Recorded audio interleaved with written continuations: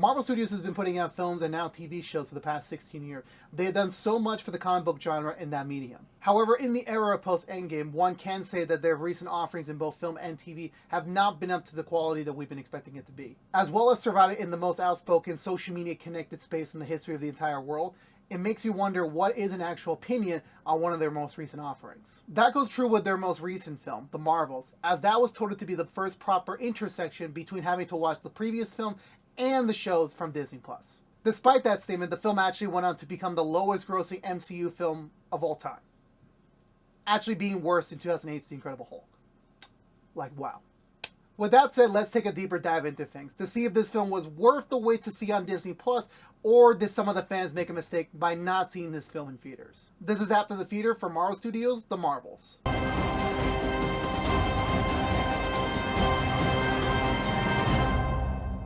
Marvel Studios has always gone in two different directions when it comes to developing their sequels.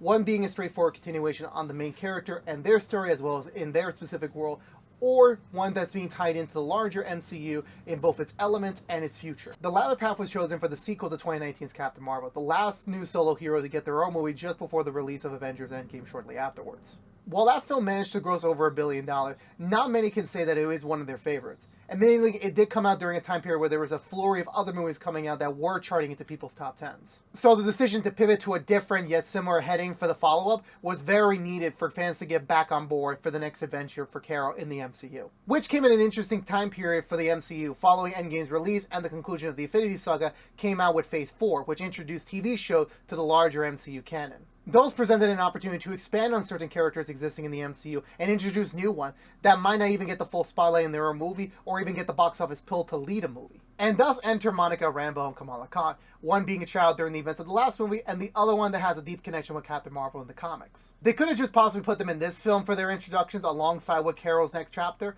but instead they decided to start their stories over on Disney Plus instead, with Monica being a featured part in WandaVision and Kamala being the headliner for her own series in Ms. Marvel. While the audience was getting introduced to these characters in 2021 and 2022, the strings were already being pulled together to bring them all together into their own movie.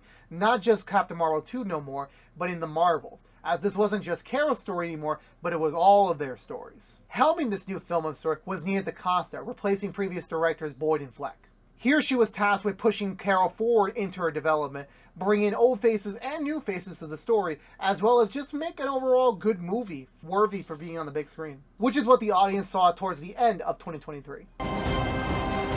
We open up in the vast reaches of space where our villain for this adventure, Dar-Benn and her Kree followers, have discovered an armband that looks strikingly similar to another person's armband. With this armband, she manages to create a jump point which allows one point in space to open up another one elsewhere. At the same time of this, Carol Danvers alongside Goose goes to investigate the power disturbance at the same time as Monica Rambeau, now working for S.W.O.R.D. Yeah, we get it. Shield and Sword Fury. You like a good anagram. The both of them investigate similar energy disturbances at the same time Kamala Khan is at home back on Earth when suddenly all three of them switch places. The power from the unstable jump points have connected the three of them due to having some sort of light-based power source in their arsenal. After some hilarious jumping around points, awkward meetings, and self-relaxation moments, the trio decide to team up in order to stop Dar-Benn from causing further catastrophes on other worlds. And that's how they became known as the Marvels, as you have Captain Marvel, Miss Marvel, and Photon.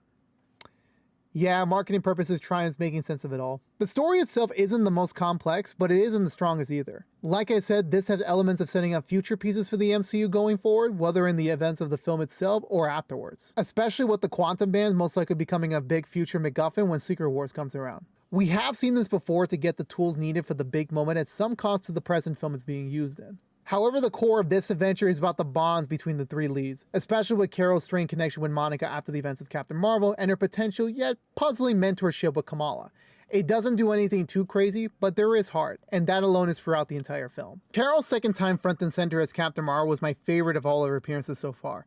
Previously, it was just not used to its full potential, whether it was only just partially, or not even being fully seen, or even showcased properly. Here she is truly Carol Danvers again, even if she's still trying to get some older pieces of herself back in her. This current self is a great balance of the Carol that she used to be pre-exposure to the Tesseract and post all that she's been through since taking off at the end of her last movie. Her drive to make amends with Monica, but as well as trying to do what was right to her mother Maria, was one of her biggest regrets, and one she currently struggles to make the words out when the opportunity presents itself. Same with her fresh out of the last movie, that she had to pay for the damages she caused to the Kree homeworld and putting Dar-Benn on the path that we see her here. Despite being the strongest character so far in this universe, she definitely is far away from being the most perfect. She doesn't always know exactly what to say or do. Even the version in Kamala's head isn't close to how Carol really is. We see the actual flaws in Carol's character and see the pulls to get her over them. Monica, on the other hand, is just trying to make her mark in this new chapter of her life. Having been abandoned by Carol, losing her mother, and then gaining her powers during WandaVision, a lot has happened in her life, and it's not surprising that she wants to slowly move on. There is a part of her that still loves Carol, but it's still something for debate if she's ready to forgive and forget. Besides the emotional decision, she's also trying to fine-tune her powers, which we only get a small peek of during the Westview incident. She's got a lot going on, but she's still staying on track of it all. Kamala, I feel like of the three leads, is the one that gets, in my opinion, the least development of the three. Now, I say that with good reason. Following off her own series in Ms. Marvel, here was just meant to introduce the character to the wider film audience who may not have checked out her own series just quite yet. While the film does a great job of giving you just a tiny dose of Kamala's quirkiness and personality to hook you in for more, otherwise, it was just mainly to see her interact with some of the wider pieces of the MCU, like most characters after debuting elsewhere, meeting up with other heroes. It's not a bad thing, but it was noticeable not to trek too much deeper into the character and saving it elsewhere, which again has been done before in that aspect if you're not the lead in the ensemble films.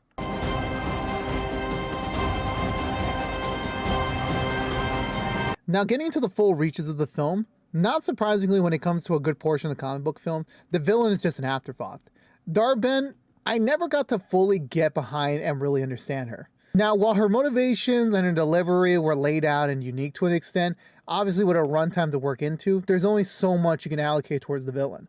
But here, similar to recent MCU entries such as Gore from Thor: Love and Thunder, we needed even more time with the villain to truly get the reason for causing devastation. Not just a flashback and some tense wording, which did little for impact. The supporting cast such as Fury and the Khan family was meant to provide the comedic relief for the picture, which was double-edged in a certain way. While it was great to see Samuel L. Jackson back as being Nick Fury we loved from before, it does lessen the impact, debatable as it may be, to the story of Secret Invasion.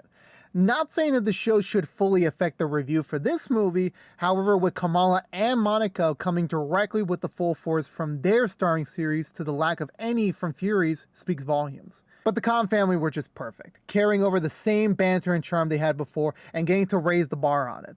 But it also anchors the film to a grounded surface, reminding Kamala that this adventure is all with the same stakes as any other end-of-the-world one, but also that this family's fully all supportive of seeing the girl that they once restricted on so many things to go out to save the world. The fight scenes were so well done and actual thought went into crafting each one of them. The location switching with the powers was definitely a tool they used to format them, in both cool moves and with comedy to really get into a scene. My favorites were the triple jump battle in the beginning of the movie and then the actual final fight. Seeing the mastery of their handicap and still kicking some ass was well earned to see. The final end credits seeing Beast played by the fantastic Kelsey Grammer was a treat.